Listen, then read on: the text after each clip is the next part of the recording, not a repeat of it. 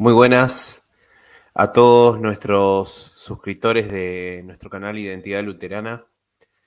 Le damos para algunos buenas tardes, para otros buenas noches. Eh, la verdad, mil disculpas porque anteriormente, tuve que cortar el video por una situación particular con, con respecto a mi trabajo, ¿no? Que lamentablemente tuve que abocarme a eso. Espero que esta vez no pase, ¿sí? Eh, bueno, Así que le damos gracias porque ahora nos están acompañando. Hoy, como habríamos comenzado, ¿no? Vamos a hablar de un tema bastante particular de este último tiempo, ¿sí? Tuvimos el fallecimiento de la reina Isabel segunda, ¿sí? Algunos problemas en Argentina bastante graves. Tuvimos un, un intento de asesinato de la vicepresidenta, tenemos problemas económicos, etcétera. En Italia eligieron a una persona ultraconservadora, en otros países están eligiendo a gente de la izquierda, y todo esto nos lleva a pensar, ¿no?, en un tema muy particular que se llama los dos reinos, ¿no? Entonces, vamos a hablar hoy de los dos reinos y los dos gobiernos, ¿sí? Espero que sea de utilidad el tema, y primeramente, ¿sí?, le pedimos a todos que nos apoyen suscribiéndose a nuestras redes sociales. No cuesta nada.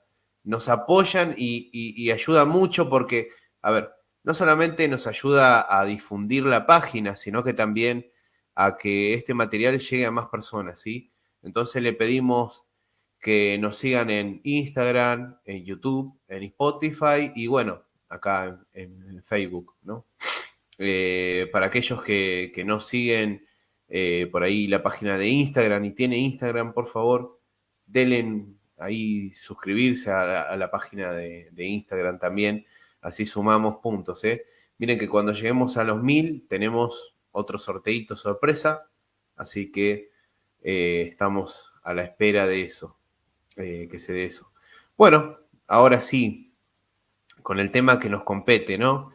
Eh, Como habríamos dicho, eh, con todo lo que últimamente está sucediendo y no uno se pregunta ciertas cuestiones, ¿no? Y yo creo que podríamos empezar, sí, con un versículo bíblico, yo creo que es el versículo bíblico eh, clave de todo esto, ¿no? Que lo podemos encontrar en Mateo 22-21, en donde Jesús dice: dad al César lo que es del César y a Dios lo que es de Dios. Entonces, una de las preguntas creo que nos haríamos, o varias de las preguntas que nos haríamos es: ¿de qué habla Jesús al referirse al César y a Dios, ¿no? ¿Están el César y Dios en una oposición irreconciliable? O sea, ¿esto es irreconciliable, estas dos posturas, estos dos reinos? Estar bajo el César, que sería el gobierno civil, nos impide vivir correctamente bajo el reino de Dios. O sea, ¿están los creyentes que somos ciudadanos del reino de Dios exceptuados de observar las normas del gobierno civil? ¿Puede un cristiano ejercer un cargo civil con buena conciencia? ¿Es legítimo que un obispo se ocupe de gobernar con la espada, por ejemplo? ¿Puede el gobierno civil obligar a las personas a creer determinada doctrina o adaptar una determinada filosofía de vida? ¿Cuáles son las funciones específicas del gobierno civil o del Estado, ¿no?, y de la iglesia cristiana? ¿Puede la iglesia hacer las veces de mentor moral del Estado? ¿Puede la Biblia ser la norma para gobernar un país? Bueno, yo creo que estas son las preguntas que no vienen de todo este versículo y de toda esta cuestión, ¿no? Cuando escuchamos la palabra dos reinos o dos gobiernos, ¿no? Entonces, en esta pequeña charla, yo voy a tratar de responder estas preguntas y bueno, y seguramente que va a haber otras similares, ¿no? En el camino. Eh, yo creo que estas no son cuestiones menores, ¿no? Siempre piensa uno que no, que bueno. Yo a veces también cometo el error de decir soy apolítico, no me importa mucho la política, no me importa el otro reino y qué sé yo, me pasa y nos pasa creo que a muchos.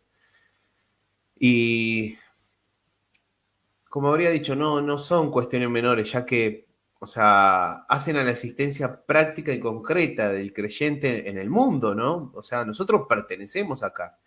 O sea, durante los siglos de existencia del cristianismo han existido reiteradas veces, yo creo que varias confusiones, ¿no? Pero bastante peligrosas entre el reino espiritual y el reino del poder, ¿no? Que ejerce el Estado, por el hecho de que no se hizo una correcta distinción entre la una y la otra esfera, ¿no? Y bueno, yo creo que uno de los grandes monstruos, por ejemplo, que podríamos decir que Lutero tuvo que enfrentar, ¿no? En el caso de él, fue el poder del papado, ¿no? Que había sobrepasado peligrosamente, o sea, su esfera natural, que era la de la predicación del Evangelio y la administración de los sacramentos, a ejercer un dominio o pretendiendo, digamos, por ahí, elegirse en el Señor del mundo, más allá de la esfera propia, ¿no? Que era la iglesia, y bueno, irse a gobernar todo el mundo, ¿no? Entonces, siempre uno dice, bueno, entonces, ¿qué tenemos que hacer, no? Porque, como nos dice Juan, por ejemplo, 15:19, ¿no? Que dice que estamos en el mundo, pero no somos del mundo, ¿sí? Esto yo creo que nos coloca en una relación de tensión con el mundo. Y lo mismo pasa en general con las doctrinas luteranas. Por ejemplo, tenemos la teología de la gloria y la teología de la cruz. Y así sucesivamente con varias de las doctrinas en donde hay una tensión constante entre una cosa y otra, ¿no? Entre la tentación y la oración y la meditación, por ejemplo, de la palabra de Dios, y todo lo que nos pasa y todo lo que nos surge, ¿no? Entonces, esto podría compararse, por ejemplo, yo creo que esta tensión, ¿no? Que tenemos, yo creo que podría llegar a compararse, ¿no? Con una persona que momentáneamente vive en otro país, pero tiene una ciudadanía extranjera, o sea, extranjera, perdón. Y bueno, sus raíces, su futuro, su jubilación, sus cosas, todo estaría ligado al país del cual es ciudadano, ¿no? Pero, por ejemplo, si mientras yo vivo en otro país, yo estoy ajeno a las leyes de mi país, ¿no? Entonces, yo no puedo, por ejemplo, pasar semáforos en rojo en Estados Unidos, cuando allá, por ejemplo, es más grave. La policía la persigue a los autos, ¿no? Y si yo, por ejemplo, lo hago acá en Argentina, tal vez lo único que recibo es una infracción. Pero en Estados Unidos me van a parar, y me van a parar porque para ellos es muy grave, ¿no? Entonces, yo no puedo pretender, por ejemplo, que como yo soy de Argentina, ¿no? Yo no sea penalizado en Estados Unidos por haber pasado el semáforo en rojo y que no me pongan sanciones, ¿no? O que me lleven detenido, vaya a saber, ¿no? Cómo es la ley de allá. Yo estoy hablando por ahí un poco a modo de imaginación, ¿no? Eh, entonces, por ejemplo, ser ciudadanos del reino de Dios, ¿no? Y al mismo tiempo ser ciudadanos de un Estado civil, como que no nos coloca, creo, en una existencia paradójica, ¿no? O sea, ahí pueden surgir preguntas, ¿no? Como ¿quién gobierna sobre mi vida? ¿Quién determina en última instancia mi comportamiento? ¿A quién debo rendir cuentas? La cuestión yo creo que no es separar radicalmente, sino distinguir sabiamente estos dos reinos, estos dos gobiernos, ¿no? Que tenemos. O sea, el reino terrenal está relacionado con el César, el reino espiritual con Dios, ¿no? El reino terrenal de las cosas externas es llamado normalmente en el luteranismo, ¿no? Como el reino de la mano izquierda, ¿no? O el regnum mundi, como se le dice en latín. Ahora, el reino espiritual, por su parte, por ejemplo, es llamado el reino de la mano derecha, ¿no? O el regnum dei. Eh, a su vez, el reino terrenal, el de la mano izquierda, está integrado por dos órdenes o esferas, ¿no? Que una es el matrimonio, que muy claro Lutero lo deja, y la economía, ¿sí? Literalmente, o sea, sería el gobierno de la casa, que en griego es muy utilizada la palabra oikos o nomos, ¿no? Y bueno, y el otro es el gobierno civil, que es el Estado o la política, es decir, el gobierno de la polis, ¿sí? Eh, Al reino espiritual, el de la mano derecha, corresponden el ministerio y la iglesia. Ambos gobiernos, tanto el de la mano derecha e izquierda, son dos maneras en las que Dios opera en el mundo, ¿sí? Dos estrategias divinas con los poderes del mar y la realidad del pecado. En síntesis, son dos maneras distintas por medio de las cuales, bueno, Dios trata con los seres humanos, ¿sí? Bueno, vamos a leer un poco los comentarios, a ver si hay alguno. No, por el momento no.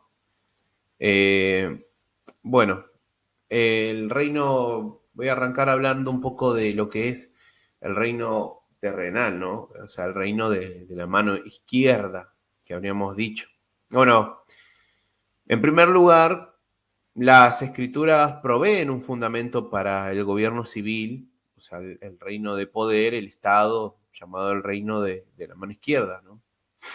Por ejemplo, tenemos Jeremías 27, del 5 al 6, ¿no? Que dice: yo, con mi gran poder y mi brazo extendido, hice la tierra, el hombre, las bestias que están sobre la faz de la tierra, y la di a quien quise.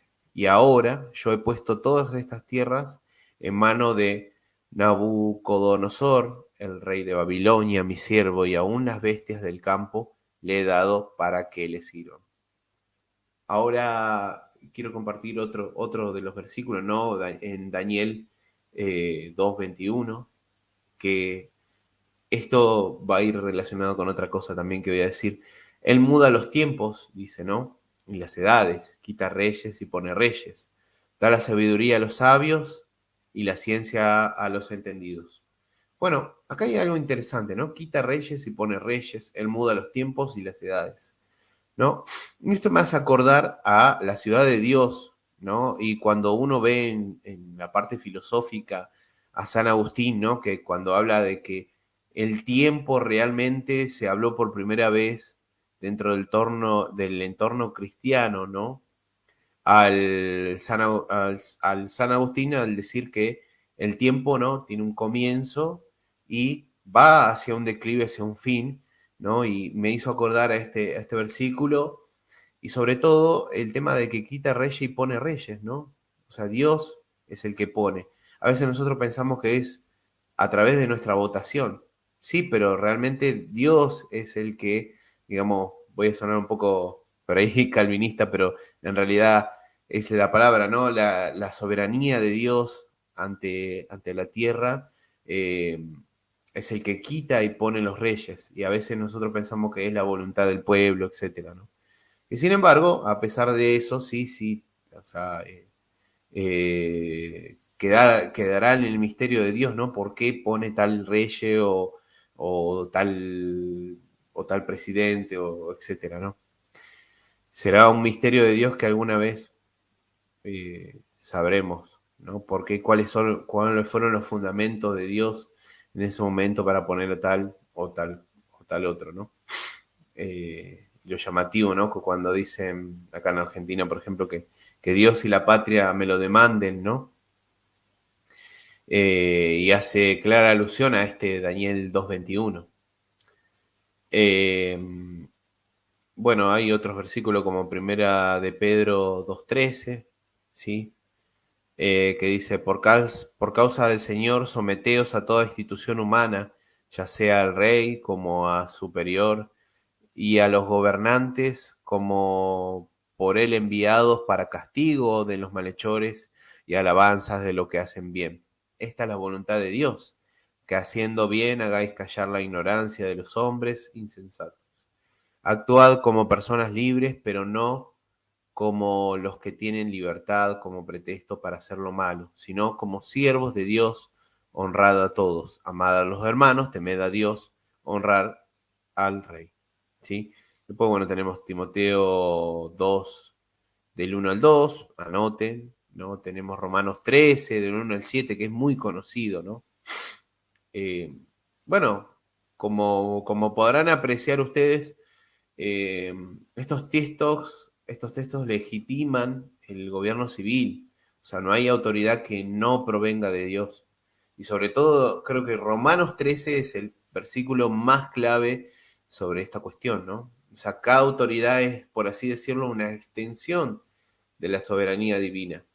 Y, y bueno, entonces, tanto un gobierno, ¿no? Que nos pueden parecer malo o bueno, es esa extensión de la soberanía divina. Entonces debemos respetar, orar por por nuestras autoridades, ¿sí?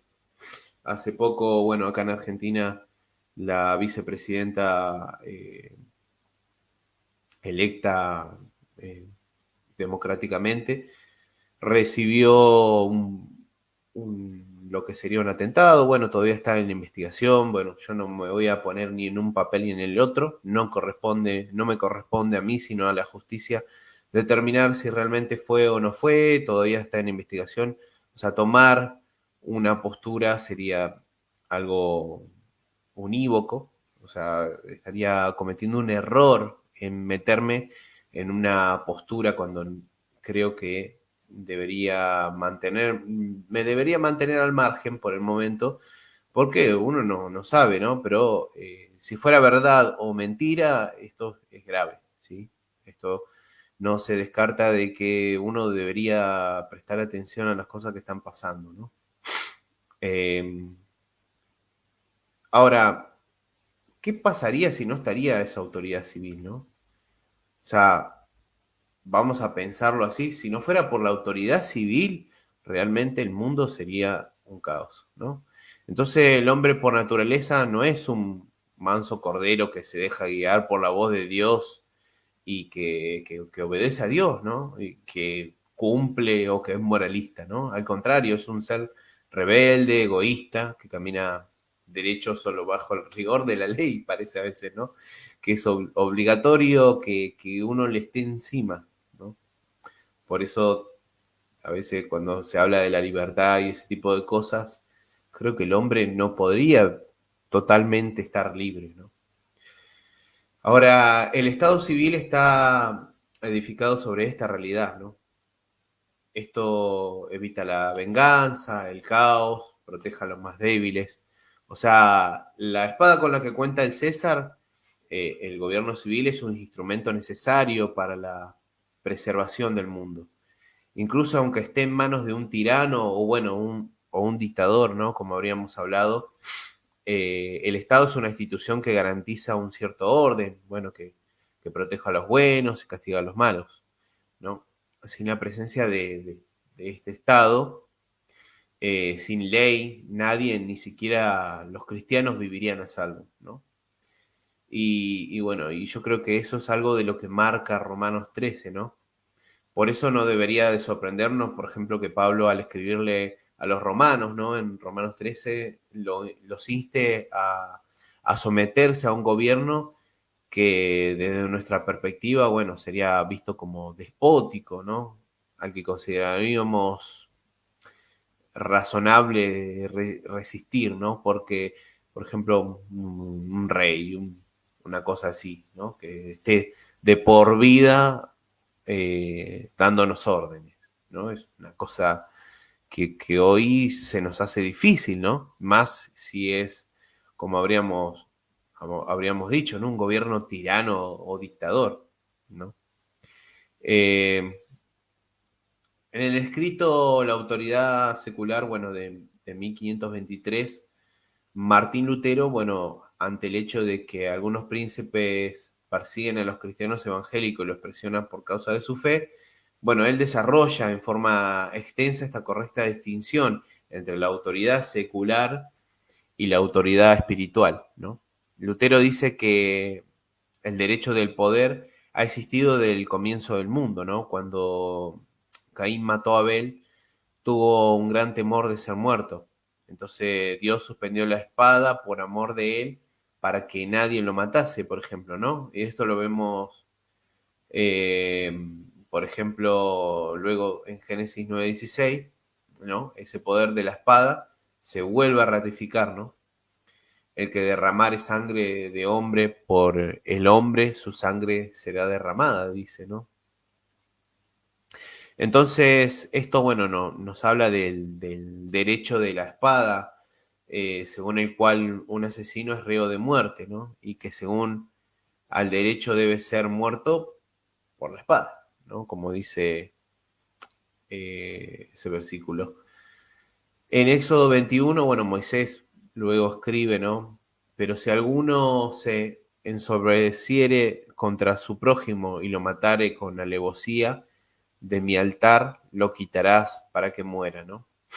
Y otra vez, allí mismo pagarás vida por vida, ojo por ojo, diente por diente, mano por mano, pie por pie, herida por herida y golpe por golpe, ¿no? Además, Cristo también lo confirma cuando en el huerto le dice a Pedro, el que tome la espada, a espada perecerá, ¿no?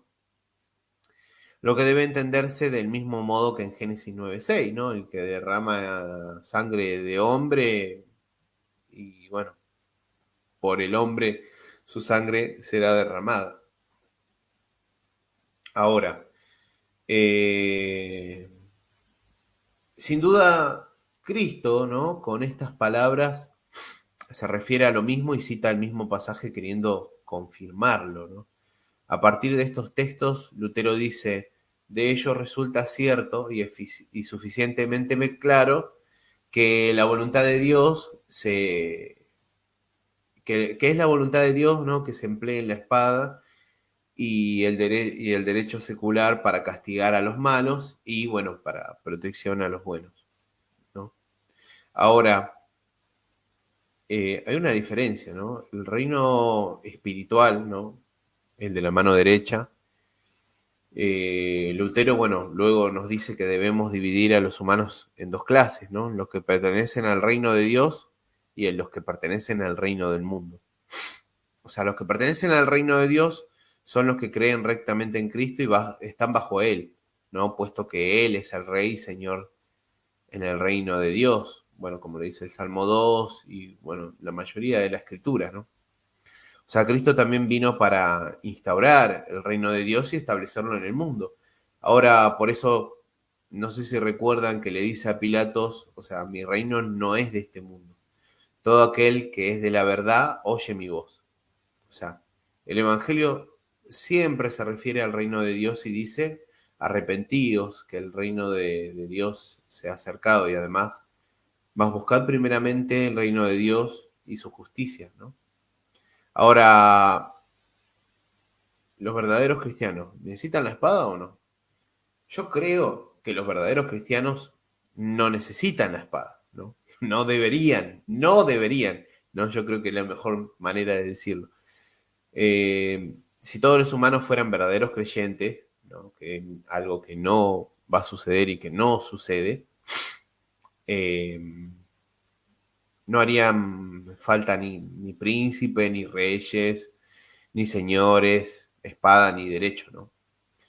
Ahora, los cristianos tienen en su corazón el Espíritu Santo, quien, bueno, les enseña y hace que no cometan injusticia contra nadie, que amen a todos, que sufran la injusticia y aún la muerte.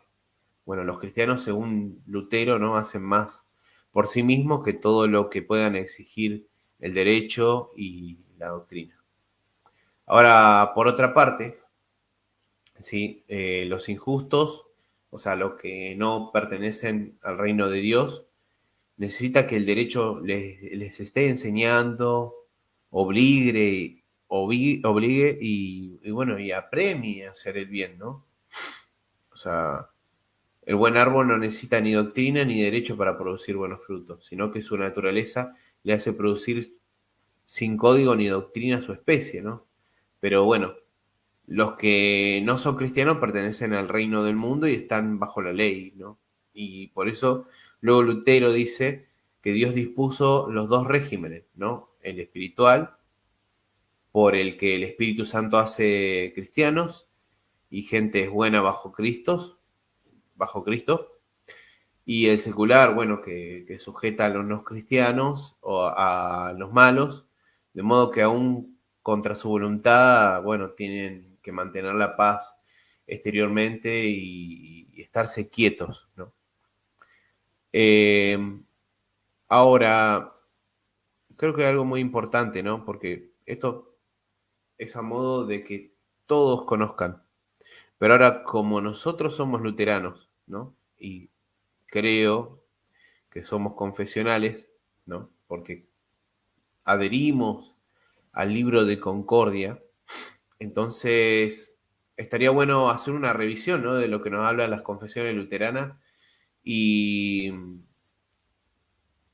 esto que se habla en el artículo 16, ¿no? De la confesión de Augsburgo, eh, se da ya que Roma habría cruzado esos límites, ¿no? Y habría confundido estas dos esferas que estábamos hablando anteriormente. Entonces, los luteranos, al presentar la Confesión de Habsburgo, declararon en ese artículo 16 lo siguiente, que se lo voy a leer. Respecto al Estado y al gobierno civil, se enseña que toda autoridad en el mundo, todo gobierno ordenado y las leyes fueron creados e instituidos por Dios para el buen orden. Se enseña que los cristianos, sin incurrir en pecado, pueden tomar parte en el gobierno y en el oficio de príncipes y jueces. Asimismo, decidir y sentenciar según las leyes imperiales y las otras leyes, castigar con la espada o los malhechores, tomar parte en guerras justas, prestar servicio militar, comprar y vender, prestar juramento cuando se les exija, tener propiedad, contraer matrimonio, etc. ¿No? Entonces, eh, creo que si hoy hablaríamos, si un cristiano puede militar en política, creo que más que claro que queda que sí, ¿no? Pero, una cosa es la esfera, saber distinguir estas dos esferas.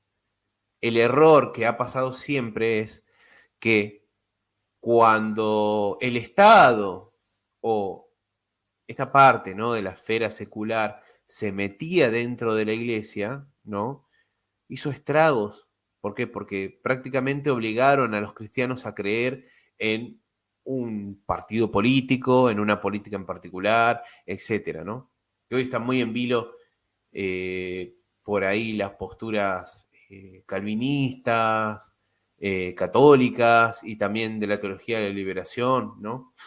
Está toda esta tensión en donde meten la política como parte del cristianismo, cuando sería un reduccionismo decir que el cristianismo es de derecha, de izquierda, de centro izquierda, de la teología de la liberación o monárquico, etcétera. No, porque el cristianismo es superior a todo esto, a todas estas posturas, ¿no? Entonces, creo que ahí está el punto, ¿no? Bueno, y sigue, voy a seguir leyendo. Dice, el Evangelio no enseña una justicia externa ni temporal, ¿no? Ahí está el tema de partidizarse en un partido político, ¿no? Sino un ser y justicia interiores y eternos del corazón, ¿no? Porque nuestra promesa no está aquí, ¿no? Sino que está en lo superior, ¿no? El Evangelio no destruye el gobierno secular, Estado y el matrimonio. Al contrario, su intento es que de todo esto se considere como verdadero orden divino y que cada uno, de acuerdo con su vocación, ahí está el otro punto, mantener la vocación, ¿no? O sea, yo puedo ser pastor y puedo eh, tener un, no sé, un partido político favorito. Sí, lo puedo tener y lo puedo expresar. Ahora, no puedo mezclar los tantos. Eso es lo que pasa siempre en algunos puntos y, por ejemplo, más que nada en la teología de la liberación, ¿no? En donde algunos toman partidismos políticos y utilizan el púlpito para hacer este tipo de cuestiones, ¿no? Y están mal.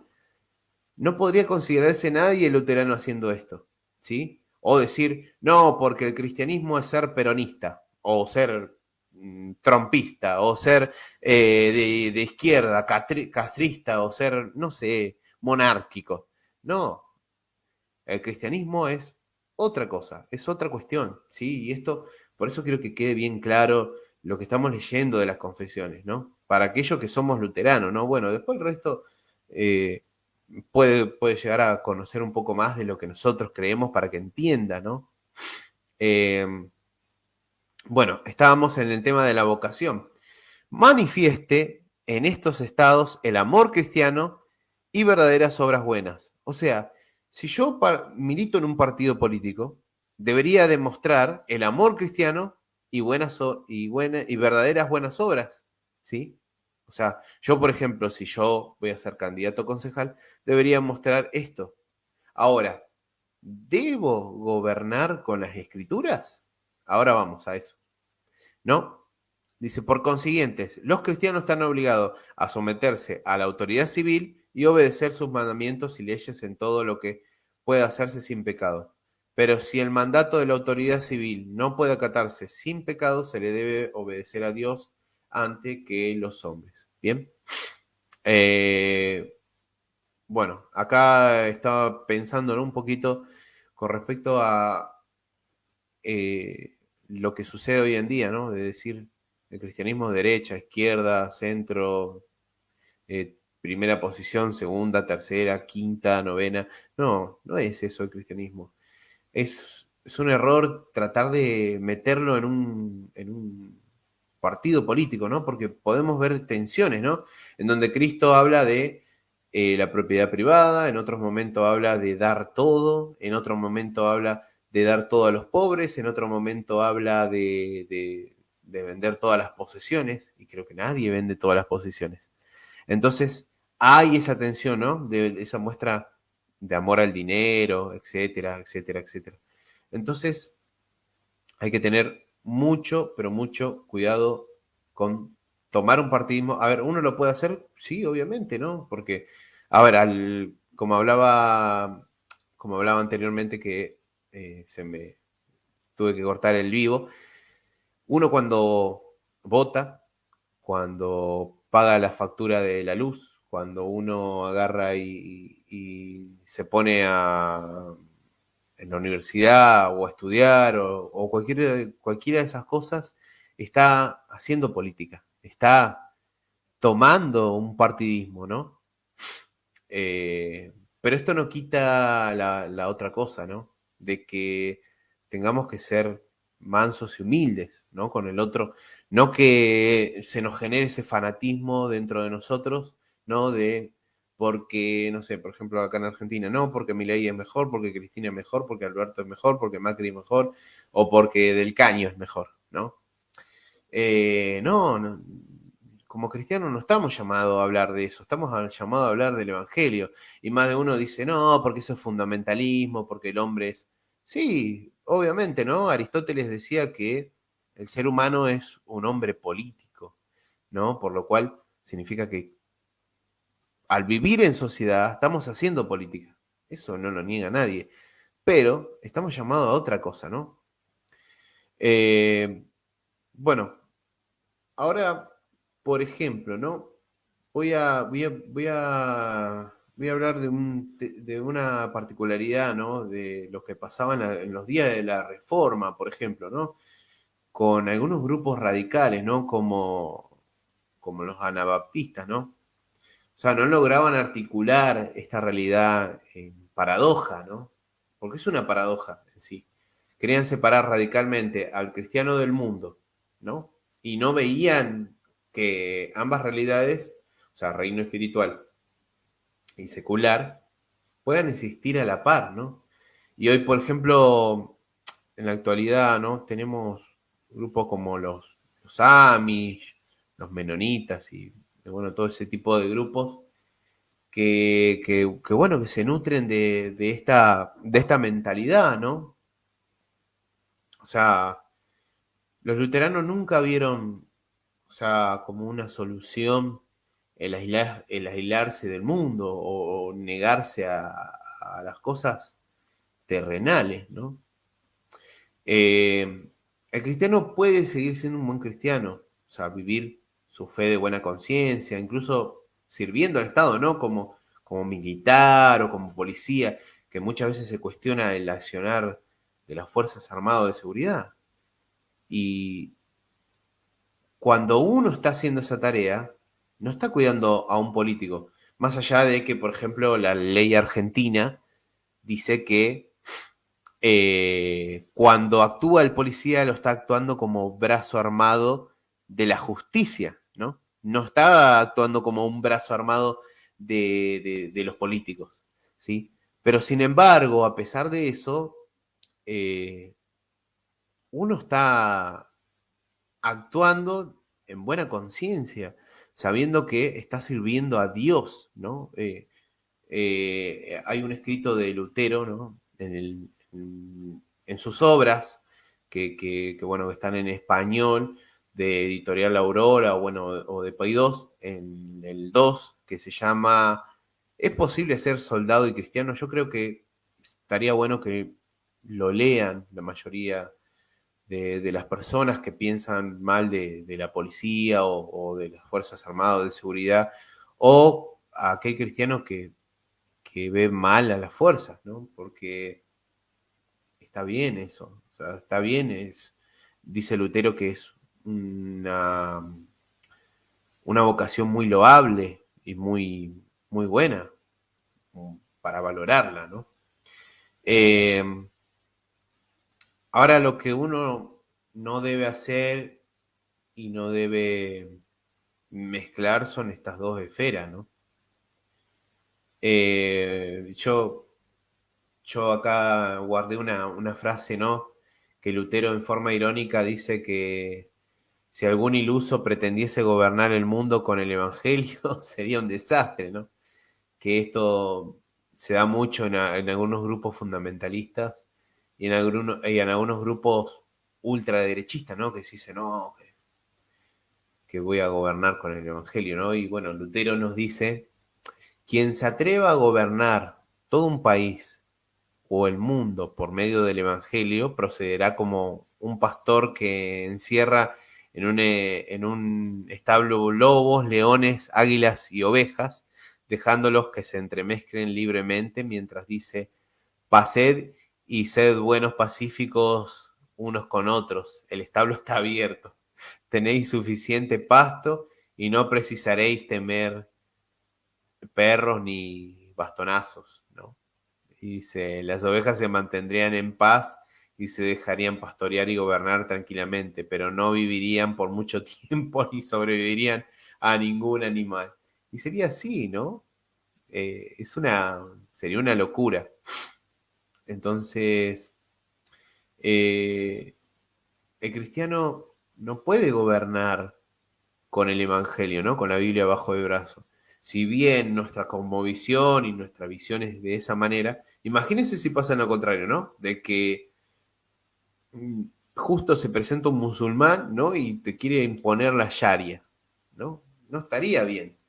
No estaría bien porque estaría obligando a la gente a seguir su religión. Y bueno, nosotros como cristianos estaríamos obligando a la gente a seguir nuestra religión cuando no debe ser así, ¿no? Debería haber libertad y bueno, y en esta libertad que Dios da, también da la libertad de que uno se niegue y sea apóstata, ¿no? O que niegue la fe, etcétera, ¿no? Bueno, las confusiones, yo creo que uno debe evitar esas confusiones, ¿no? O sea, las posiciones que mencionamos más arriba, y más que nada la que habría mencionado sobre la frase de Lutero, describe muy bien a aquellos movimientos radicales que querían transformar a la sociedad civil, ¿no? En una especie de gran iglesia, ¿no? Que hoy pasa también, ¿no? Hoy pasan estos grupos ultraderechistas que buscan personajes, ¿no? Y justamente es la rama de la iglesia, ¿no? Es bastante como el Mesías, ¿no? Como que buscan el Mesías. Este es el Mesías nuestro, ¿no? Y está mal eso, ¿no? Entonces buscan a esos hombres, ¿no? Que administren a la sociedad civil, o sea, con los medios que solamente los creyentes pueden ser guiados, ¿no? Y bueno, después tenemos el polo opuesto, ¿no? Que estaban, bueno, los obispos católicos, ¿no? Encabezados por el Papa, bueno, que se arrogaban derechos civiles bueno, que Dios no le habría otorgado, ¿no? O sea, entonces creo que para echar un poco más de luz en este punto, yo creo que podríamos leer, ¿no? Lo que dice el artículo 28 de la Confesión de Habsburgo, ¿no? Y bueno, me dan un segundo que lo vamos a buscar, ¿sí? Y dice, en tiempos pasados se escribieron muchas y diversas cosas acerca del poder de los obispos. Dice que algunos han confundido impropiamente el poder de los obispos y el poder de la espada temporal. Tal confusión caótica trajo como consecuencia muy grandes guerras, tumultos e insurrecciones, porque los obispos, con el pretexto del poder otorgado a ellos por Cristo, no solamente han introducido nuevos actos de culto y mediante la reservación de algunos casos y el empleo violento del entredicho han oprimido a las conciencias, sino que se han atrevido a poner y deponer a su antojo a emperadores y reyes. Desde hace mucho tiempo, personas eruditas y temerosas de Dios dentro de la cristiandad han censurado tales desafueros. Por este motivo, nuestros teólogos, nos dice la confesión, para consuelo de las conciencias se han visto obligados a exponer la distinción entre el poder espiritual y el poder y la autoridad temporales. Y esto es lo que yo hablaba anteriormente de el problema, ¿no? El pastor no puede agarrar y hacer política dentro de la iglesia. No puede, no puede, ¿no? Dice, los nuestros han enseñado que a causa del mandamiento de Dios se deben honrar con toda reverencia ambos poderes, ¿no? Y autoridades, y que deben estimarse como los dones divinos más nobles de este mundo. Sigue diciendo este artículo, nuestros teólogos enseñan que, de acuerdo con el Evangelio, el poder de las llaves o de los obispos es poder y mandato divino de predicar el Evangelio, de perdonar y retener los pecados y de distribuir y administrar los sacramentos, porque Cristo envió a los apóstoles con el siguiente encargo. Como me envió el Padre, así también yo os envío. Recibid el Espíritu Santo. A quienes remitiereis los pecados, les son remitidos, y a quienes se los retuviereis, les son retenidos, ¿no? Esto está en Juan 20, 21 al 23. Y sigue, ¿no? Este artículo diciendo, este mismo poder de las llaves o de los obispos se practica y se realiza únicamente mediante la enseñanza y la predicación de la palabra de Dios y la administración de los sacramentos a muchas personas o individualmente, según el encargo de cada uno. de esta manera no se otorgan cosas corporales, sino cosas y bienes eternos, a saber, la justicia eterna, el Espíritu Santo y la vida eterna. Estos bienes no pueden obtenerse sino por el ministerio de la predicación y la administración de los santos sacramentos, porque San Pablo dice, el Evangelio es poder de Dios para salvación a todo el que cree, ¿no? En Romanos 1:6, ya que el poder de la iglesia o de los obispos proporciona bienes eternos y se emplea y se ejerce solo por el ministerio de la predicación. De ninguna manera estorba al gobierno ni la autoridad temporal. Esta tiene que ver con cosas muy distintas del Evangelio. El poder temporal no protege el alma, sino que mediante la espada y las penas temporales protege el cuerpo y los bienes contra la violencia externa. Por esta razón, las dos autoridades, la espiritual y la temporal, no deben confundirse ni mezclarse, pues el poder espiritual tiene su mandato de predicar el Evangelio y administrar los sacramentos. Por lo tanto, no debe usurpar otras funciones, no debe poner ni deponer a los reyes, no debe anular o socavar la ley civil y la obediencia al gobierno, no debe hacer ni prescribir a la autoridad temporal leyes relacionadas con asuntos profanos, tal como Cristo mismo dijo, mi reino no es de este mundo, en Juan 18:36. Y también, ¿quién me ha puesto sobre vosotros como juez? Lucas 12:14.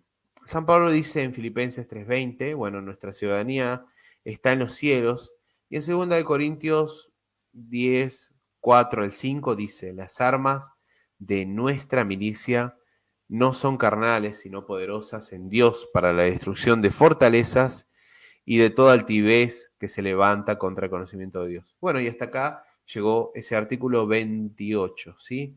Ahora me voy a proponer a leer, a ver, ¿qué dice Enrique Albornoz Cano? Dice, ¿crees que el reino de Dios seguirá avanzando hasta que todas las naciones sean discipuladas, como escribió San Pablo, todos los enemigos de Cristo sean puestos por estrado de sus pies? El reino de Dios tiene que seguir avanzando, ¿no? Obviamente a través de la predicación de la palabra de Dios y la administración de los sacramentos, sí, pero esto no me pone en una postura escatológica, ¿no? Que también tiene que ver con eso, ¿no? Yo soy amilenial, bueno, no me voy a adentrar en la escatología, pero siempre pasa también, eso es otra de los inconvenientes, ¿no? Que depende de la escatología, también tienen problemas con este tipo de cuestiones, ¿no? Del gobierno secular y del gobierno de la iglesia, ¿sí? Bueno, sigo y después voy a seguir viendo los distintos comentarios que han dejado. Bueno, lo que vimos, bueno, queda muy claro cuál es la esfera propia de cada reino, yo creo, ¿no? O sea, lo que por ahí hizo la Iglesia Católica, ¿no? O sea, la romana, mezclando ambas esferas, terminó generando un caos, ¿sí? O sea, la vertiente también de la reforma radical, la que se denomina la izquierda de la reforma, ha pretendido, o sea, reemplazar ese orden civil por el orden espiritual, ¿no? Espiritualizando a la fuerza. Lo que no se puede hacer por la ley, sino por obra del Espíritu Santo, por medio de la palabra y los sacramentos, ¿no? Dejando eso de lado, quisieron ahí espiritualizar a través de la fuerza, ¿no? En ambos casos lo que termina sucediendo es que se perjudica el Evangelio, o sea, la promesa y transformándola en ley, ¿no? Como una obligación, ¿no? Yo tengo que ser cristiano, yo tengo que hacer esto, yo tengo que hacer lo otro. Y no es así. Eso no tiene que pasar. Quiero leer a modo de síntesis un pedazo, un extracto, ¿sí? De Lutero en la autoridad secular para que se entienda con más profundidad esto, ¿no? Por consiguiente, es preciso distinguir claramente los dos regímenes y conservar ambos uno para producir justicia y el otro para mantener la paz externa e impedir las obras malas. Ninguno es suficiente en el mundo sin el otro, pues sin el régimen espiritual de Cristo nadie puede llegar a ser bueno ante Dios por medio del régimen secular. El régimen espiritual de Cristo no se extiende sobre todos los hombres, sino en los cristianos, que siempre constituyen una pequeña minoría en medio de los que no son cristianos, donde impera solamente el régimen secular o la ley. Si no, solo habrá pura hipocresía aun cuando se trate de los mismos mandamientos de Dios. Pues sin el Espíritu Santo, en el corazón nadie llega a ser verdaderamente piadoso, por buenas obras que sean sus obras, ¿no? En cambio, solo donde impera el régimen espiritual sobre el país y su pueblo, se da rienda suelta a la maldad y se da lugar a toda clase de fechorías, por cuanto el mundo en general no lo puede aceptar ni comprender. Bueno, eso es un pedazo, un extracto, digamos, a modo de síntesis, de lo que se puede llegar a ver en la autoridad secular. Recomiendo que lo lean para entender un poquito más, ¿no? Esto está todo en el tomo 2, aquel que tiene las obras de Lutero, y si no, puede entrar a la página escriturayverdad.cl y buscar la autoridad secular, sobre la usura, puede un soldado ser cristiano, etcétera. Están ahí en esos escritos donde dice obras de Lutero. O sea, Lutero dice bueno, que Dios creó 3 ámbitos o estados en los cuales transcurre toda nuestra vida, ¿no? Para ir cerrando todo esto, ¿no? Familia, iglesia, Estado. O sea, tanto en el matrimonio como en el gobierno civil, bueno, Dios gobierna con la ley en su uso político, ¿no? Es algo que depende de la providencia divina. El propósito aquí es frenar las inclinaciones pecaminosas del ser humano, ¿no? En estas esferas funcionamos más bien como hijos del rigor. Ambas esferas son denominadas máscaras de Dios, ¿no? En latín sería larva Dei, dado que detrás de ellas encontramos el accionar divino, ¿no? Ahora, a través de gente, esto creo que nos debe cambiar un poco la visión con la que vemos a nuestros gobernantes, a nuestras autoridades civiles, digamos, a nuestras fuerzas armadas, etcétera, ¿no?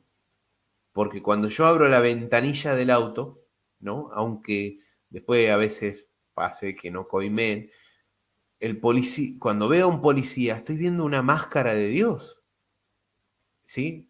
Y cuando yo estoy yendo a votar, o cuando elijo a alguien, estoy eligiendo la máscara de Dios. Y cuando yo estoy, digamos, ante una autoridad civil, estoy ante una de las máscaras de Dios.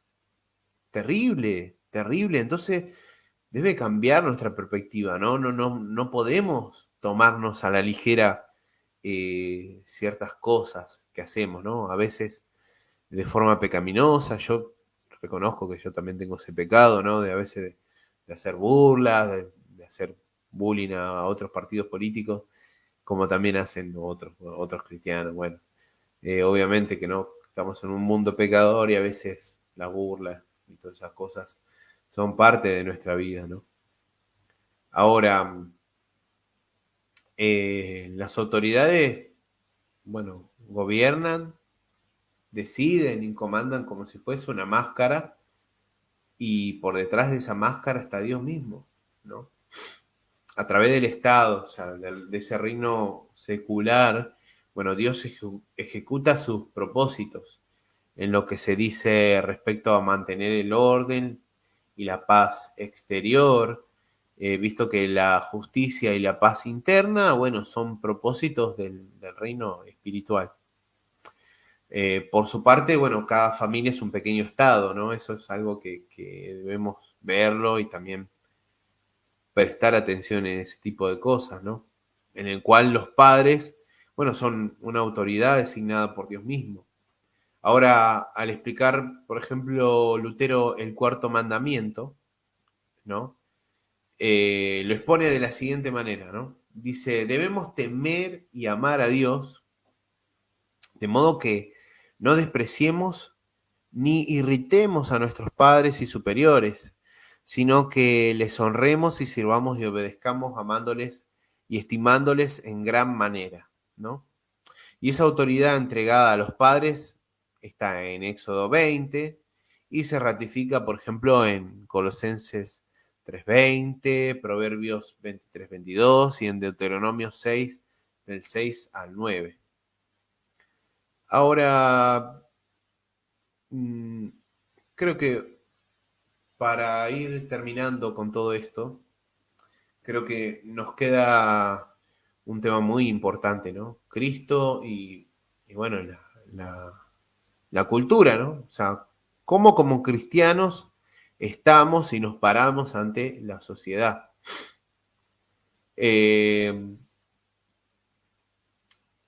Todo lo que hablamos está estrechamente relacionado con este tema, ¿no? Acerca de la relación, ¿no?, que hay entre Cristo y la cultura, o la relación del cristiano con el mundo y bueno, y la sociedad, ¿no?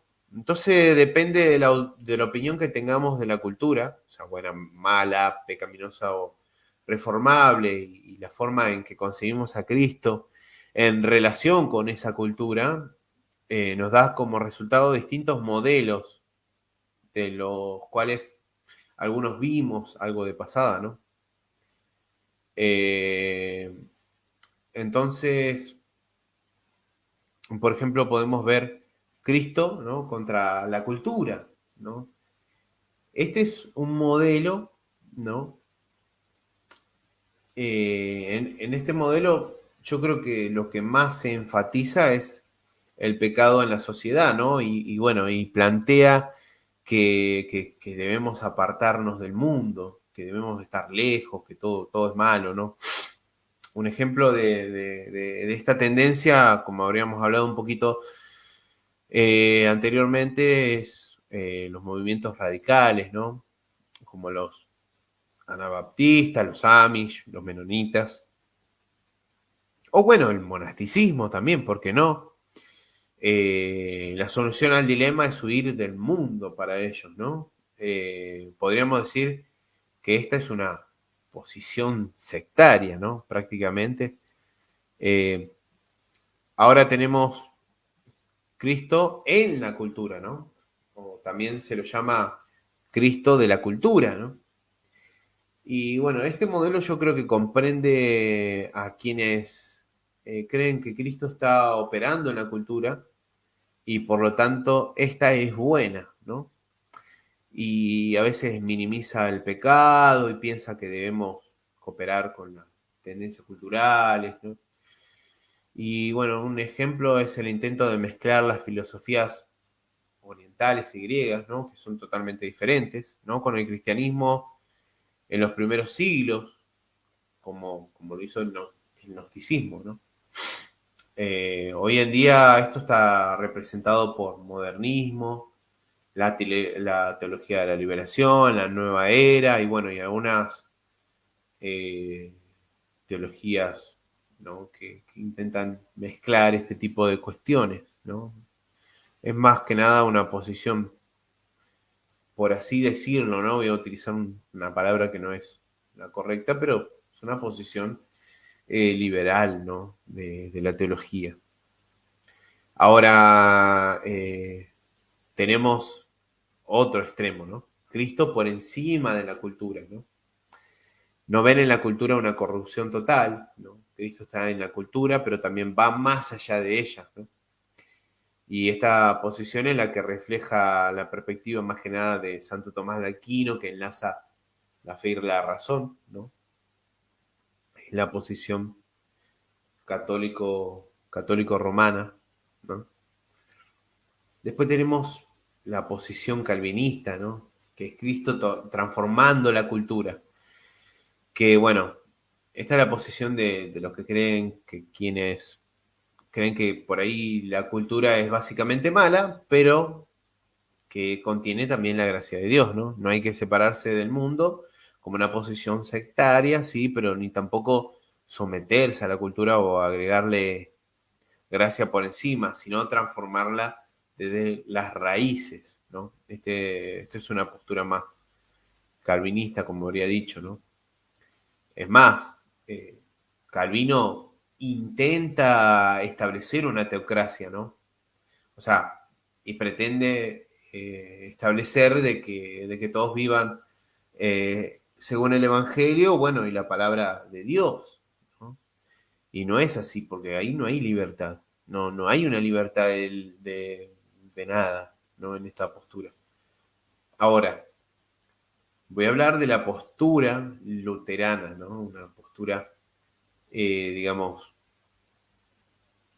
que, que va acorde a este llamado, ¿no? Cristo y la cultura en paradoja. Bueno, básicamente esta postura reconoce una relación de tensión, ¿no? Pero no de conflicto rupturista, ¿no? No de que se rompe todo, ¿no? Sino que acepta que tenemos que vivir, bueno, en un mundo caído, que no se debe ser demasiado optimista respecto de los posibles cambios del mundo. Bueno, que el pecado y la influencia del mal son algo grave, pero que no obstante, el cristiano, bueno, es llamado a vivir su, su vocación, ¿no? Y servir al prójimo en amor. Y Lutero decía, si supiese que el mundo terminaría mañana, plantaría un manzano, ¿no? Interesante, muy linda frase. Y bueno, la vida del cristiano no es escapismo, ¿no? No es acomodación, no es pretensión orgullosa tampoco. No es conflicto por el conflicto mismo, ni es una dicotomía, ¿no? El cristiano en la iglesia y el mundano en el mundo, ¿no? Y esta, bueno, es claramente nuestra posición. Eh, bueno, yo quiero terminar con los límites de cada esfera y esto sería lo último ya que voy a hablar. ¿Sí? El Estado puede llegar, como vemos hoy en día, a permitir lo que Dios prohíbe, ¿no? Pero se sale de su misión cuando ordena lo que Dios prohíbe. En este caso, el cristiano debe obedecer a Dios antes que los hombres, ¿no? Y esto se le llama cláusula Petri, ¿no? Y lo encontramos en Hechos 5:29. Ahora, la iglesia no debe ser el mentor moral del Estado. Sin embargo, debe predicar la ley en todo su rigor con el objeto de que el magistrado y cualquier otra persona que está pecando en el ejercicio de su vocación venga al arrepentimiento y se vuelva a Dios. Es decir, un pastor debe tomar esa posición, ¿no? Y no ser partidista, ¿no? El objetivo de la iglesia no es mejorar la sociedad. Debemos pensar eso. Si la sociedad se humaniza por causa del Evangelio, lo podemos considerar un beneficio colateral, ¿no? Nunca un objetivo prioritario de la Iglesia de Cristo. O sea, las obras benéficas y educativas que la Iglesia cristiana hacen están dentro de la misión que la Iglesia tiene hacia el mundo, al que sirve con obras de misericordia, ¿no? Eh, bueno, el Estado no puede extralimitarse y salirse de su vocación precanonizando desde el principio, o sea, desde el propio Estado, una filosofía de vida o una religión y mucho menos imponer una, ¿no? O sea, como se hizo en la Roma clásica, bueno, o la adoración del César. La Iglesia no debe recurrir al Estado para hacer valer la difusión del Evangelio, aunque puede beneficiarse de su protección, porque nos dice eso Romanos 13, ¿no? Modos groseros de subvertir la misión propia del Estado es caer en despotismo, permitir la anarquía, convertirse él mismo en una religión o en una semi-divinidad. Bueno, en un modo grosero de subvertir la misión de la iglesia es producir incrédulos o dedicarse a las labores meramente benéficas, sociales y políticas, ¿no? Cuando también nos vamos para ese lado, estamos mal. Bueno, vamos a seguir viendo. No hay ningún comentario más. Les doy las gracias a todos los que se han conectado. Bueno, espero que les haya gustado este video. Sinceramente, me gustó este tipo de formatos, que podamos compartir un poco de esto, básicamente, ¿no? No he profundizado ni he tomado, no me he tomado un trabajo atractivo, teológico muy grande, ¿no? Así que bueno, les mando un saludo muy grande, que tengan buenas noches o buenas tardes, los que estén en otro país que estén pasando las tardes. Y nos vemos la próxima. Muy probablemente van a haber otros videos. Eh, tenemos la presentación de uno de los libros del doctor José Luis Avendaño, que es el libro El Camino de la Cruz. Seguramente vamos a empezar una serie de podcasts con el pastor Adrián Correnti, que otra vez lo vamos a tener. Sí, y después tenemos otros temas más que vamos a hablar, ¿no? Con el pastor Quinas, en la cual vamos a hablar sobre la liturgia un poco. Y, si no me equivoco, lo vamos a tener al doctor Roberto Bustamante para hablar un poco sobre las confesiones de fe. Bueno, les mando un saludo muy grande. Hasta luego.